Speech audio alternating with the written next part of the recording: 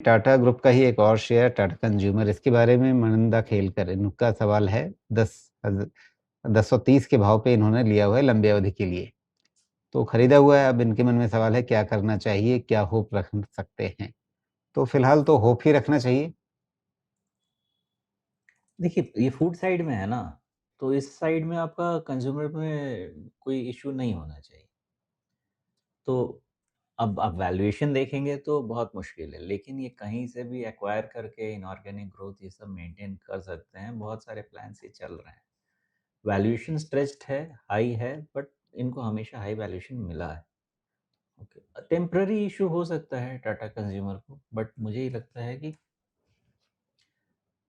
ये भी अगर आप एक पोर्टफोलियो स्टॉक के हिसाब से देखेंगे तो कोई ज़्यादा तकलीफ तो नहीं होनी चाहिए और इसको आप पूरा इसका लॉन्ग टर्म का चार्ट देखिएगा। ओके, ये आपको पूरी कहानी बता देगा।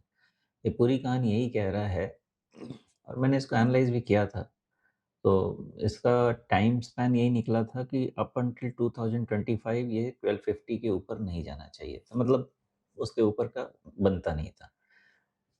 उसके बाद इनका रिज़ल्ट भी अच्छा रहा था। कंज़्यूमर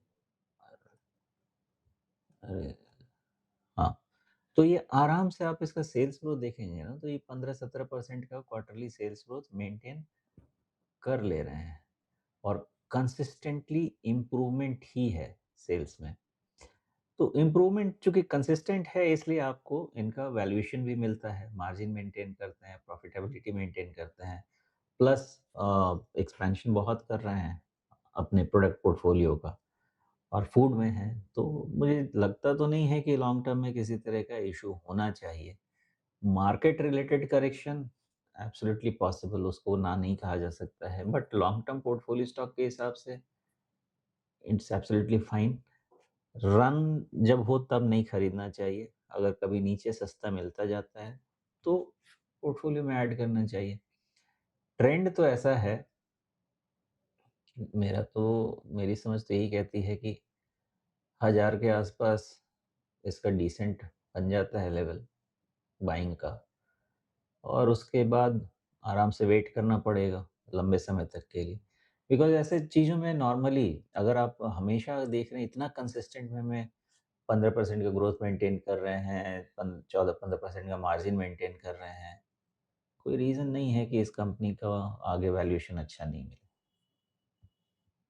जी, आप कह रहे हैं 1000 के आसपास इसका अच्छा स्तर रह सकता है और उसी के आसपास तो हमारे मनिंदा ने खरीदा भी है। 1030 इनका खरीद भाव है। तो मतलब निश्चिंत रह सकते हैं, खरीद भाव ठीक है इनका? एक खरीद भाव कोई खराब नहीं, है ना? और ये विक्टिम भी है ओवरऑल मार्केट करेक्शन का। रिज़ल्ट में कोई इश्यू नहीं था, मैनेजमेंट कॉल बहुत ही ऑप्टिमिस्टिक है, बहुत ही अच्छा है।